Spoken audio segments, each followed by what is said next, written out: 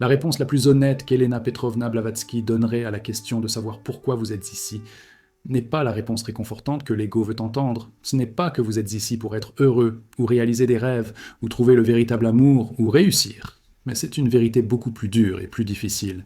Vous êtes ici parce que vous n'avez pas appris les leçons nécessaires dans des vies antérieures et êtes obligé de répéter des expériences similaires jusqu'à ce que vous compreniez et transcendiez enfin les schémas qui vous maintiennent piégés dans le cycle de la réincarnation. Vous comprendrez enfin votre propre histoire non pas comme un récit linéaire commençant par la naissance et se terminant par la mort, mais comme un seul chapitre d'une saga épique qui s'étend sur des milliers d'années et des centaines d'incarnations, où vous avez joué tous les rôles imaginables dans toutes les circonstances possibles, où vous avez été riche et pauvre, puissant et impuissant, aimé et détesté, victime et bourreau, et où rien de ce qui se passe maintenant n'est nouveau, mais est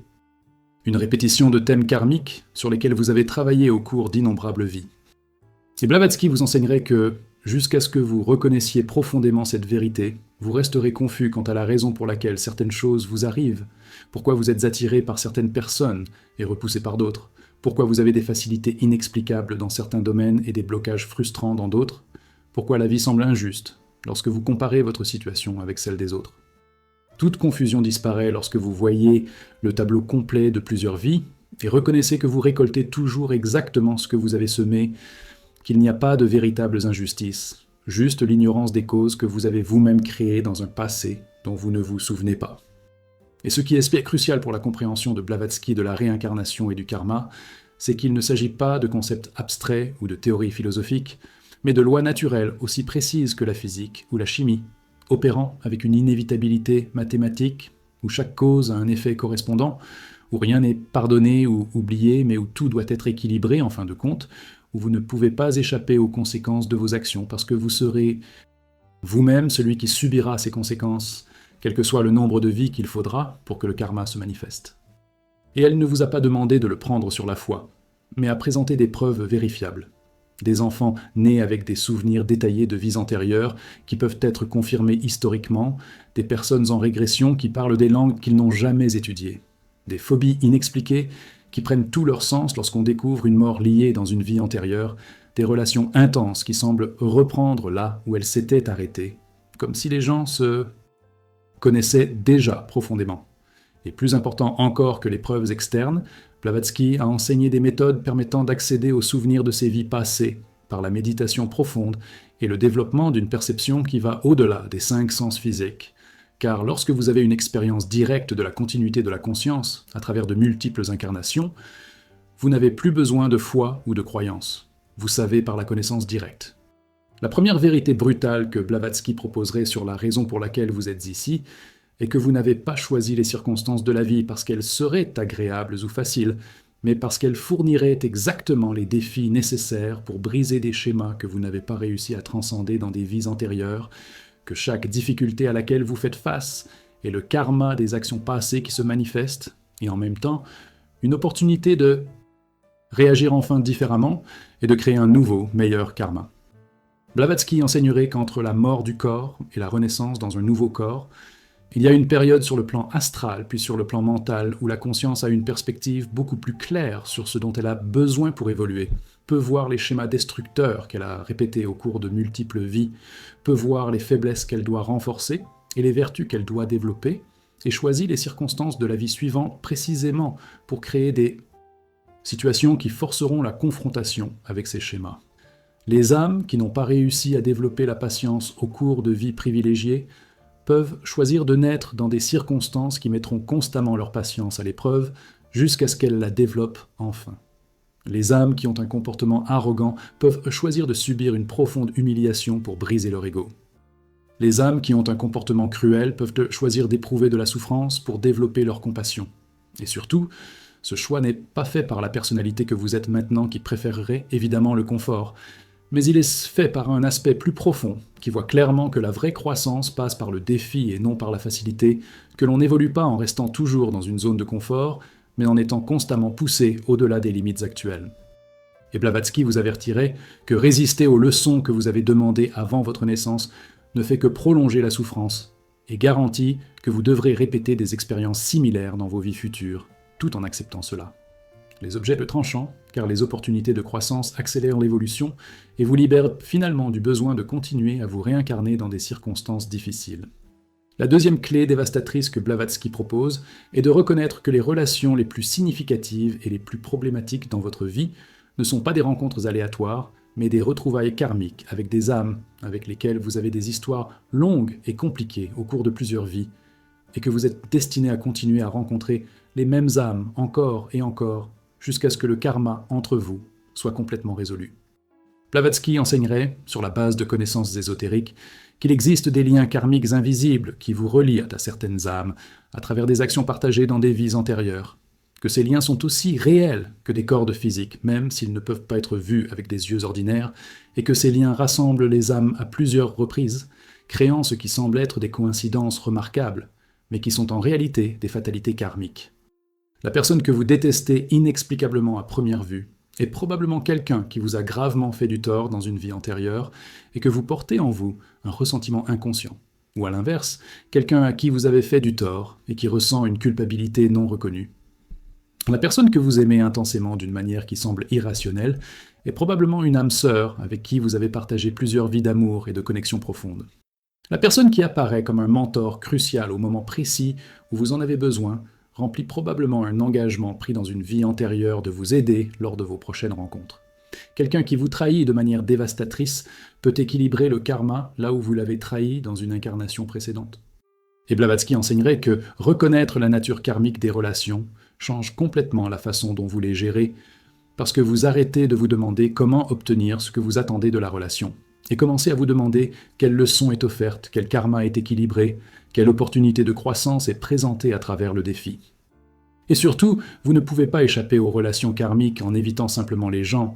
car si vous les évitez dans cette vie, vous rencontrerez à nouveau les mêmes âmes dans la prochaine vie dans des circonstances différentes, mais avec le même karma de base devant être résolu. Donc la seule véritable issue est de travailler consciemment avec le karma, jusqu'à ce qu'il soit complètement équilibré et que le lien soit naturellement dissous. La troisième révélation fondamentale apportée par Blavatsky est que vous n'êtes pas victime de circonstances injustes, mais que vous récoltez toujours exactement ce que vous avez semé dans des vies antérieures, que chaque souffrance que vous ressentez est le résultat direct de la souffrance que vous avez causée aux autres, que chaque joie que vous ressentez est le fruit du bien que vous avez semé, et que comprendre cela élimine complètement les sentiments d'injustice cosmique. Blavatsky enseignerait que lorsque vous souffrez de trahison, vous pouvez être sûr que vous avez trahi les autres dans des vies antérieures. Lorsque vous faites l'expérience de l'abandon, vous pouvez être sûr que vous avez abandonné les autres. Lorsque vous souffrez de pauvreté, vous pouvez être sûr que vous étiez avare ou insensible envers les pauvres dans vos incarnations précédentes.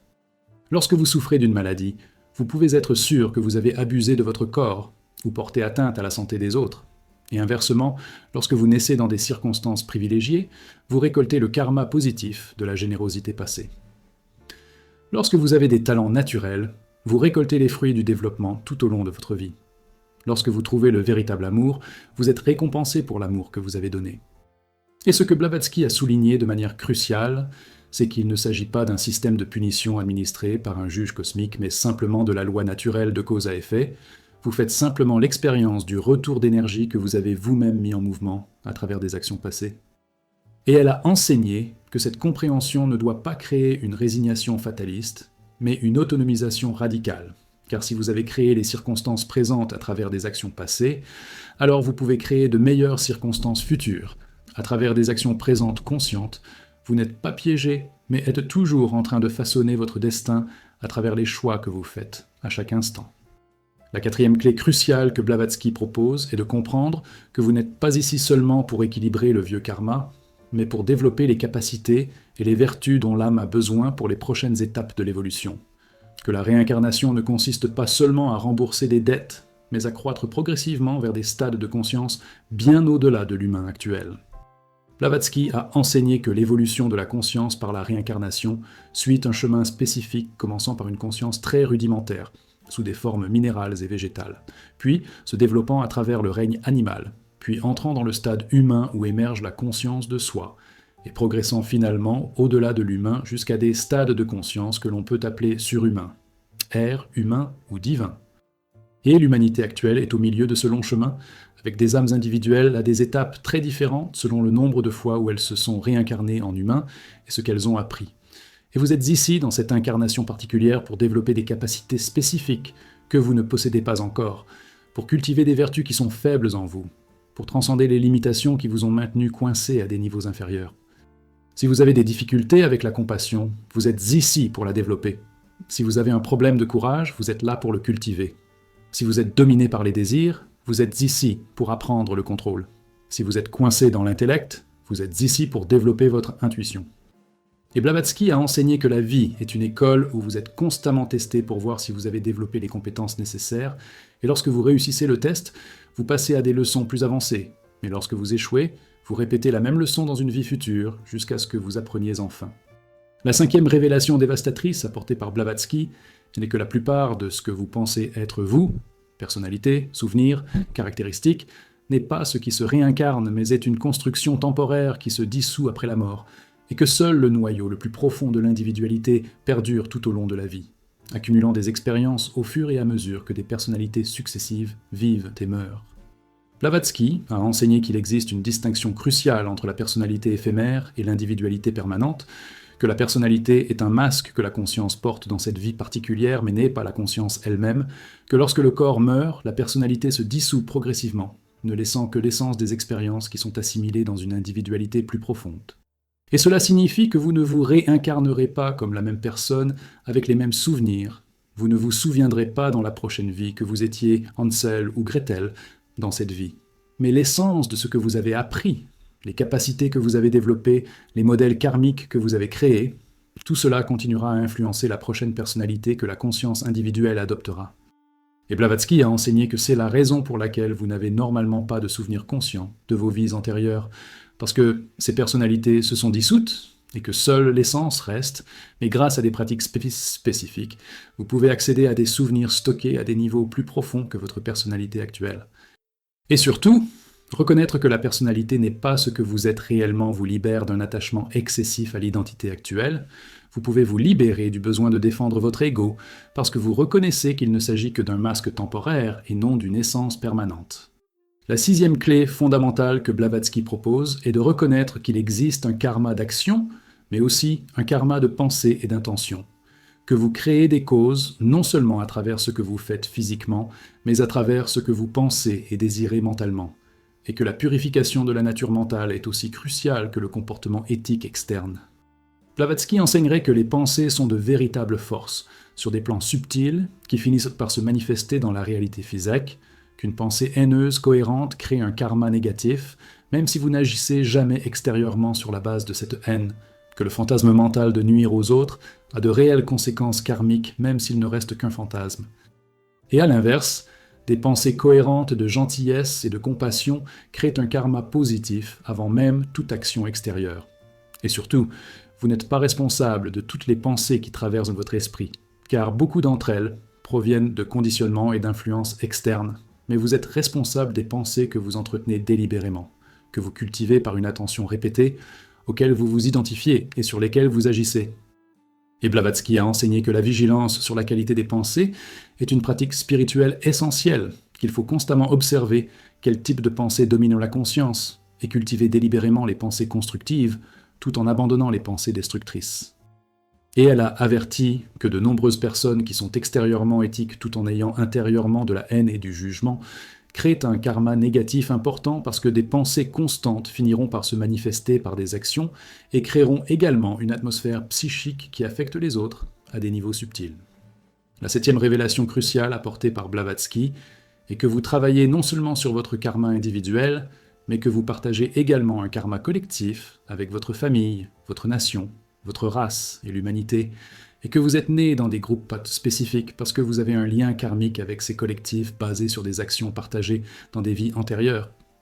Blavatsky a enseigné que le karma opère simultanément à plusieurs niveaux, qu'il existe un karma personnel que vous créez par des actions individuelles, un karma familial que vous partagez avec un groupe d'âmes qui s'incarnent ensemble à plusieurs reprises en tant que famille. Un karma national qui vous relie au destin de la nation de votre naissance sur la base de votre participation à l'histoire collective de cette nation dans vos vies antérieures. Un, le karma racial que vous partagez avec le groupe ethnique ou racial auquel vous appartenez, et le karma planétaire que toute l'humanité partage en tant qu'espèce. Et surtout, vous n'êtes pas victime du karma des autres, mais avez choisi de participer à ces karmas collectifs parce que vous avez un lien et une responsabilité basés sur vos propres actions passées lorsque vous faisiez partie de ces groupes. Et Blavatsky a enseigné que les événements historiques massifs, comme les guerres, les catastrophes naturelles et les épidémies, sont souvent un karma collectif, se manifestant lorsque des groupes d'âmes qui ont créé des causes ensemble se réincarnent ensemble pour subir des effets, et même si cela semble injuste pour les individus. Cela est parfaitement logique lorsqu'on les considère à travers plusieurs vies et un karma partagé.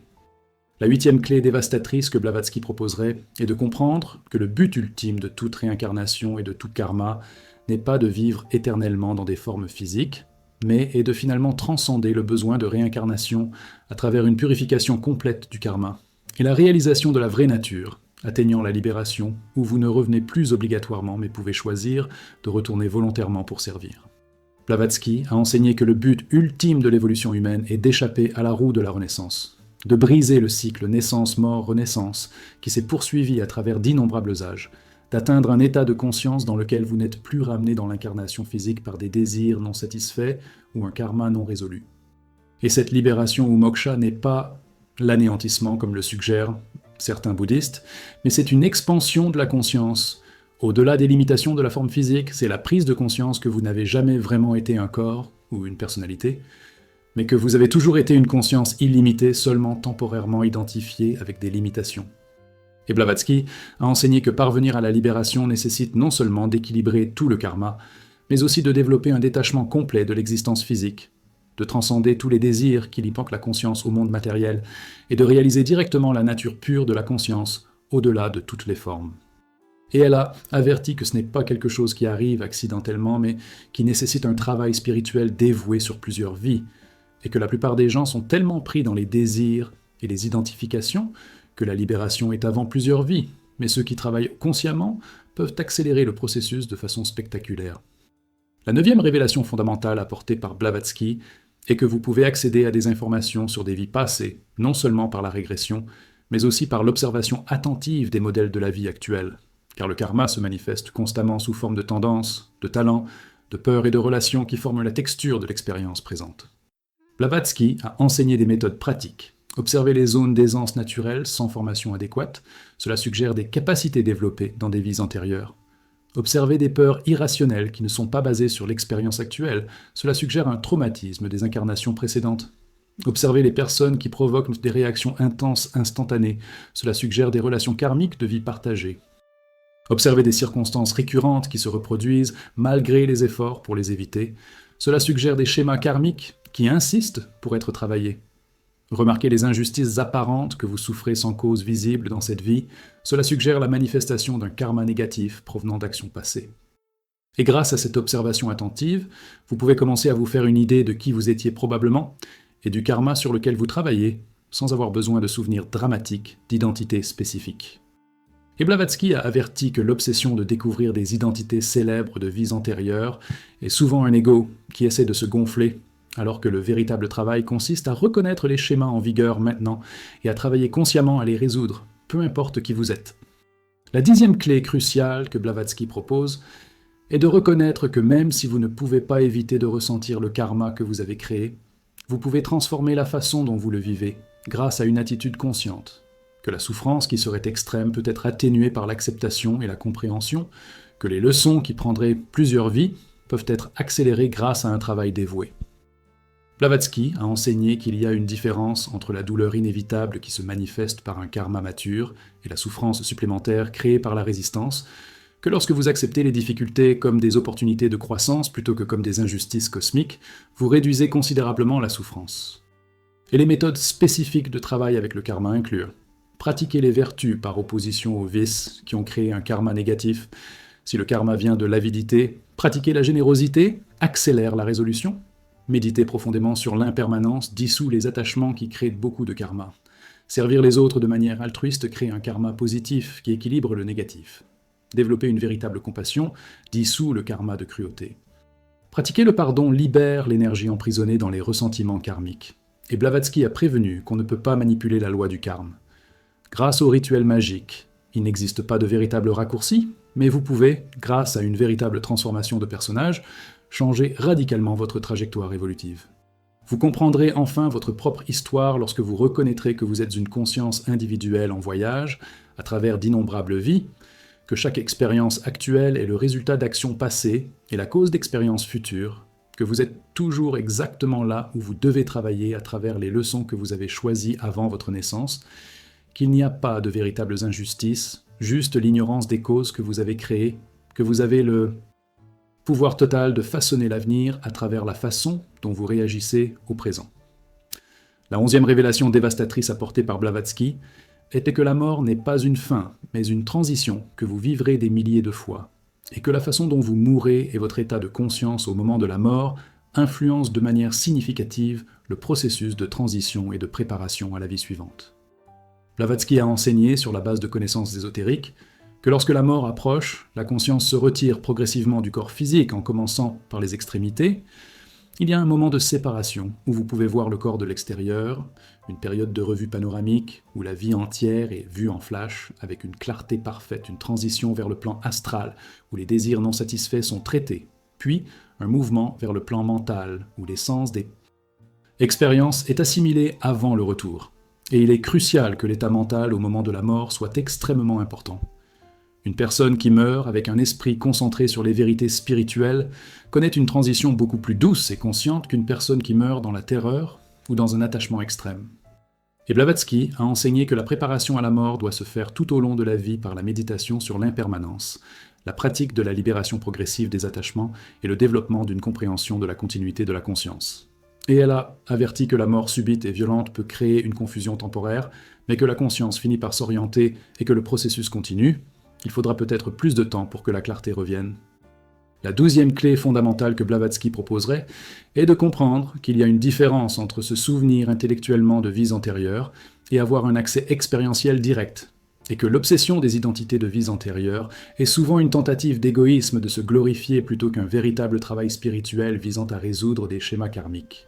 Blavatsky a enseigné que certaines personnes auront des souvenirs spontanés de vies antérieures, en particulier dans l'enfance, avant que le conditionnement de cette vie n'obscurcisse l'accès. D'autres peuvent y accéder par une régression prudente. D'autres peuvent développer leurs capacités grâce à une méditation profonde. Mais beaucoup n'auront jamais de souvenirs spécifiques, et cela n'indique pas un manque de développement.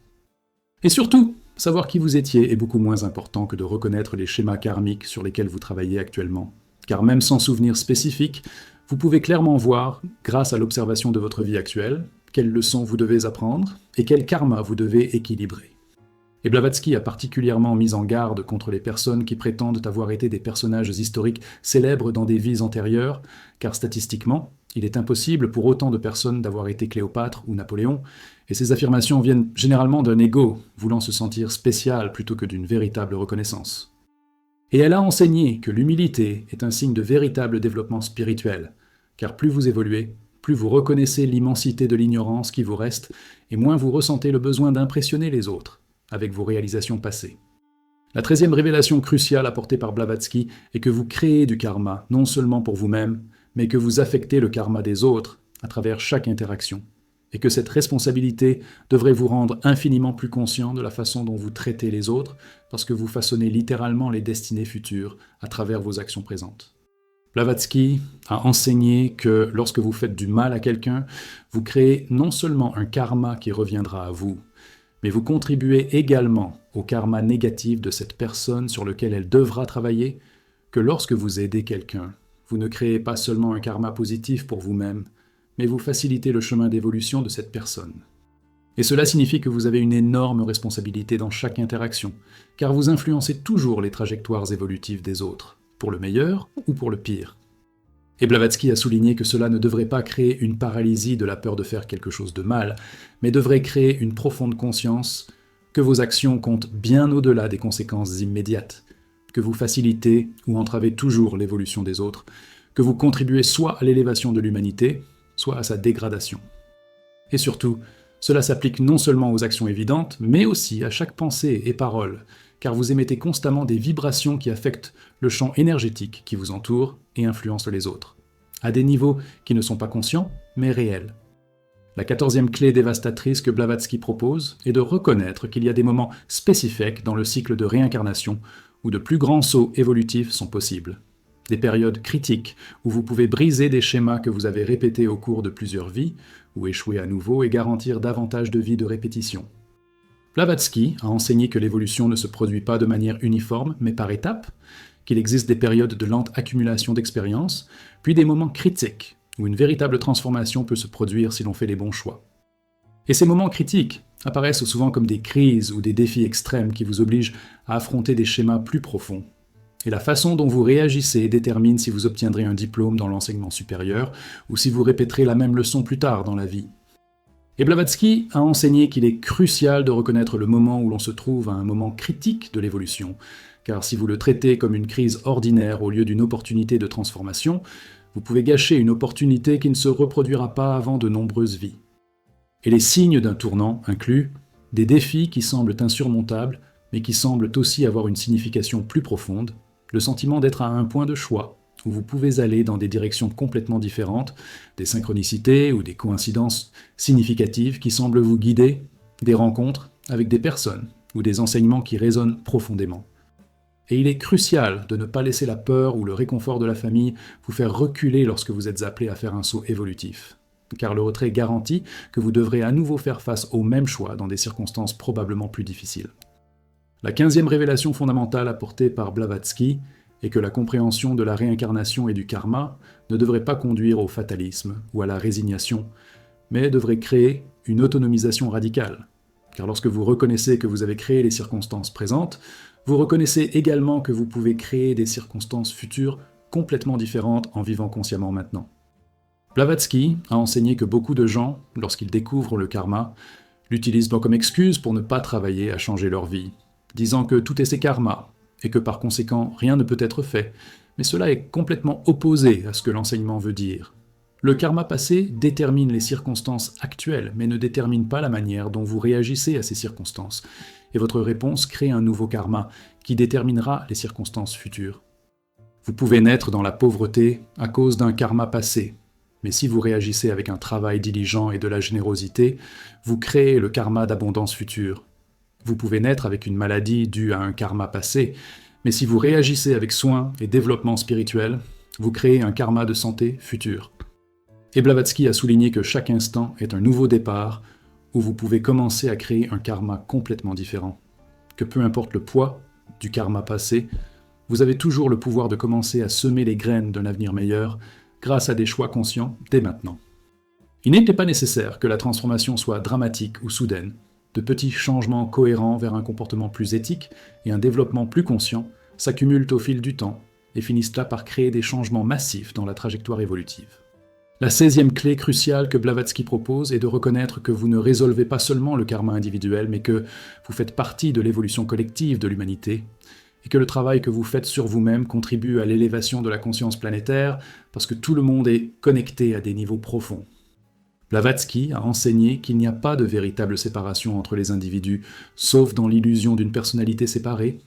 qu'à des niveaux plus profonds, toute l'humanité est une, et que lorsque vous élevez votre propre conscience, vous facilitez l'élévation de chacun parce que vous contribuez au champ d'énergie collectif. Et inversement, lorsque vous vous dégradez par un comportement destructeur, vous abaissez l'humanité. Et cela signifie que le travail spirituel individuel n'est pas un luxe égoïste, mais est un service rendu à l'humanité, que chaque personne qui s'éveille contribue à l'éveil collectif, que vous avez la responsabilité non seulement de votre propre évolution, mais de faciliter l'évolution de chacun à travers votre propre développement. Et Blavatsky a enseigné que cela est particulièrement important dans les périodes de transition planétaire comme l'ère actuelle, où l'humanité se trouve à un point de choix critique qui déterminera la direction de l'évolution future, et que chaque personne qui choisit consciemment d'évoluer plutôt que de régresser contribue à un résultat positif pour tous. La 17e révélation dévastatrice apportée par Blavatsky est qu'il y a une limite au nombre de fois où vous pouvez vous réincarner en tant qu'humain,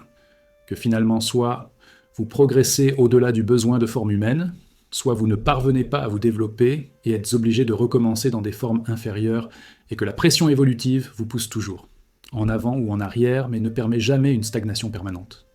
Blavatsky a enseigné, sur la base de connaissances ésotériques, qu'il existe des cycles de temps plus longs où des opportunités spécifiques sont disponibles, et que si vous ne profitez pas des opportunités au sein du cycle, vous risquez de manquer d'innombrables éternités. Et elle a averti que l'humanité actuelle se trouve au milieu d'un de ces cycles critiques où les portes sont ouvertes pour un progrès accéléré, mais où la possibilité de régression est également réelle pour ceux qui choisissent d'ignorer l'appel de l'évolution.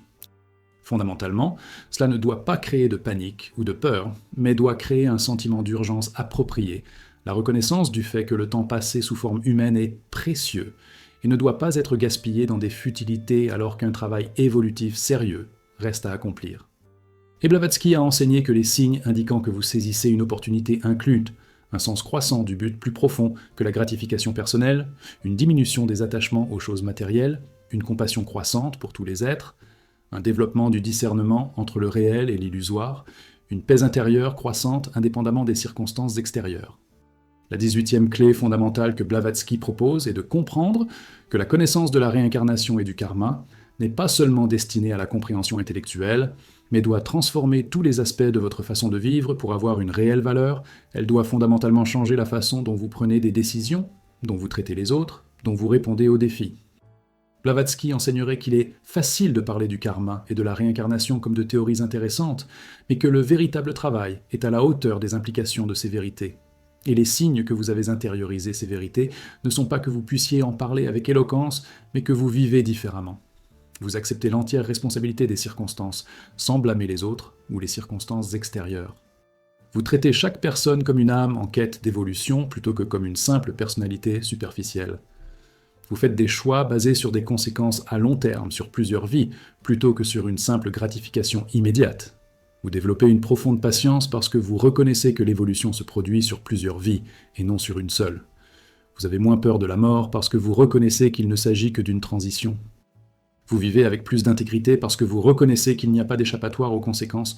Vous développez de la compassion parce que vous reconnaissez que tout le monde est aux prises avec un karma que vous ne pouvez pas voir. Et Blavatsky enseignerait que cette transformation ne se produit pas instantanément, mais est un processus graduel sur plusieurs années, au cours duquel la compréhension imprègne lentement tous les aspects de l'être, jusqu'à ce que vous ne puissiez plus vivre selon les anciennes méthodes, parce qu'elles contredisent ce que vous savez être vrai. La 19e révélation dévastatrice apportée par Blavatsky est qu'il existe une différence entre le karma que vous devez expérimenter passivement et le karma que vous pouvez activement résoudre par une action consciente, et que discerner entre ces types est un art crucial qui détermine la vitesse du progrès évolutif. Blavatsky a enseigné qu'un certain karma est si mature qu'il se manifestera inévitablement quoi que vous fassiez. Et dans ces cas-là, la sagesse consiste à accepter avec sérénité et à extraire un maximum d'apprentissage. Mais une grande partie du karma peut être transformée par une action opposée avant de se manifester pleinement en cultivant la vertu opposée au vice qui a créé le karma. Si vous avez créé du karma par cupidité, vous pouvez le transformer grâce à une extrême générosité avant qu'il ne se manifeste sous forme de pauvreté. Si vous avez créé du karma par la cruauté, vous pouvez le transformer par la compassion avant qu'il ne se manifeste par une souffrance extrême. Et surtout, cette transformation n'est pas une manipulation légale du karma, mais un travail légitime avec la loi. Car lorsque vous changez fondamentalement en cultivant une vertu opposée, vous n'êtes plus la même personne qui a créé le karma original, donc le karma ne s'adapte plus parfaitement et se manifeste sous une forme modifiée. Et Blavatsky a enseigné que cela nécessite non seulement une action externe, mais une véritable transformation interne. On ne peut pas tromper la loi du karma par un comportement superficiel. Il doit y avoir un véritable changement de cœur et de conscience. La 20e clé cruciale que Blavatsky proposerait est de reconnaître que vous avez non seulement un karma personnel issu de vos propres actions, mais que vous portez également un karma hérité de vos ancêtres à travers la lignée familiale, et qu'une partie de la raison pour laquelle vous êtes né dans une famille spécifique est de travailler et de transformer des modèles karmiques qui ont été transmis de génération en génération. Blavatsky a enseigné que les familles ne sont pas seulement des groupes biologiques, mais aussi des groupes karmiques, que les schémas destructeurs qui se répètent à travers les générations sont un karma familial qui se perpétue, et que lorsque vous travaillez consciemment pour briser ces schémas, vous vous libérez non seulement vous-même, mais vous libérez des lignées entières. Si votre famille a un schéma de dépendance qui se transmet de génération en génération, vous pouvez consciemment choisir de briser ce schéma et de libérer les générations futures de cette dépendance. Karma. Si votre famille a des habitudes d'abus ou de violence, vous pouvez consciemment choisir de créer un modèle de gentillesse et d'attention. Si votre famille a un modèle de pauvreté basé sur une conscience de la pénurie, vous pouvez consciemment développer une conscience de l'abondance et de la générosité. Et Blavatsky a enseigné que le travail de transformation du karma familial est l'un des services les plus importants que vous puissiez rendre, car il affecte non seulement vous, mais d'innombrables descendants futurs qui seront libérés de devoir travailler sur ce karma, parce que vous l'avez déjà transformé. La 21e révélation fondamentale apportée par Blavatsky est qu'il existe des signes spécifiques indiquant que vous êtes sur le point d'achever le cycle des réincarnations humaines et que vous vous préparez à passer à des stades supérieurs, et que la reconnaissance de ces signes vous permet d'intensifier vos efforts pour accomplir le travail nécessaire. Blavatsky a enseigné que les signes comprennent un détachement croissant des plaisirs matériels, non pas parce que vous les rejetez, mais parce qu'ils cessent simplement d'attirer, la perte de la peur de la mort et le développement de la curiosité pour le processus, la désidentification croissante du corps et de la personnalité, et la reconnaissance de soi en tant que conscience, la compassion spontanée pour tous les êtres, sans effort ni moralisation, la perte du besoin de juger les autres ou de défendre l'ego, la paix intérieure qui ne dépend pas des circonstances extérieures, le sentiment d'être au monde mais pas du monde, la diminution de la manifestation du karma négatif et l'accélération de la croissance spirituelle. Et Blavatsky a enseigné que ces signes ne sont pas des réalisations à rechercher pour l'ego, mais sont les résultats naturels d'un travail profond au cours de nombreuses vies. Et lorsque vous les remarquez, cela doit être considéré comme un encouragement que vous êtes sur le bon chemin et que vous devez intensifier votre dévouement parce que vous vous approchez du but final. La 22e clé dévastatrice que Blavatsky proposerait est de reconnaître qu'il y a des périodes entre les vies où vous pouvez choisir de rester sur des plans supérieurs et de continuer à évoluer sans vous réincarner, où vous pouvez volontairement choisir de revenir pour aider les autres encore coincés dans le cycle, et que ce choix détermine si vous suivez le chemin de la libération personnelle ou le chemin du service du bodhisattva. Blavatsky a enseigné que lorsque vous avez atteint un certain niveau de développement, où vous n'avez plus besoin de vous réincarner obligatoirement, vous êtes confronté à un choix de voyage évolutif plus important. Vous pouvez accepter la libération finale et rester dans des états de bonheur au-delà du monde physique, où vous pouvez volontairement renoncer à la libération et revenir à plusieurs reprises pour servir l'évolution de l'humanité. Et elle a enseigné que les deux voies sont valables et nécessaires, que certaines doivent aller plus loin pour ancrer des énergies supérieures et que d'autres doivent revenir pour guider ceux qui luttent encore. Et ceux qui choisissent de revenir sont des bodhisattvas, des maîtres ou des avatars qui s'incarnent, non pas parce que le karma les y oblige, mais parce que la compassion les anime, qui maintiennent une conscience complète tout au long de leur vie, plutôt que d'oublier, comme le font les âmes ordinaires, qui travaillent consciemment sur de grands projets pour l'élévation de l'humanité. Et Blavatsky a suggéré qu'elle-même et d'autres fondateurs de la société théosophique étaient des exemples d'âmes qui ont choisi de revenir volontairement pour apporter la connaissance ésotérique à l'humanité à un moment critique. Vous comprendrez enfin votre propre histoire lorsque vous reconnaîtrez le récit beaucoup plus vaste qui s'étend sur d'innombrables vies, lorsque vous accepterez que vous récoltez toujours ce que vous semez, et que vous semez toujours ce que vous récolterez. Lorsque vous reconnaîtrez que vous avez choisi les circonstances actuelles pour la croissance dont votre âme a besoin, lorsque vous cesserez de résister aux leçons et accepter les défis comme des opportunités, lorsque vous assumerez l'entière responsabilité sans excuse ni victimisation, lorsque vous vivrez chaque instant en sachant que vous créez l'avenir à travers les choix présents. Et la compréhension de la réincarnation et du karma proposée par Blavatsky n'est pas une théorie réconfortante, mais une dure vérité qui vous oblige à accepter l'entière responsabilité de tout dans la vie, qui élimine toutes les excuses et toutes les victimes, qui révèle que vous avez toujours été et serez toujours l'architecte de votre propre destin, à travers les choix que vous faites, au milieu des circonstances que vous avez vous-même arrangées pour la croissance dont l'âme a besoin dans ce voyage extraordinaire qui finira par culminer dans la libération lorsque vous transcenderez complètement le besoin de réincarnation et réaliserez la nature divine qui a toujours été, l'essence la plus profonde. Et Blavatsky offrirait le dernier appel le plus important. Vous n'êtes piégé dans aucun schéma, quel que soit votre âge, vous avez toujours le pouvoir de commencer à créer un nouveau karma en vivant consciemment maintenant. Chaque instant est une nouvelle opportunité de planter les graines d'un avenir meilleur, et le voyage de 1000 vies commence par un seul choix conscient, dans le moment présent de vivre avec la plus grande intégrité,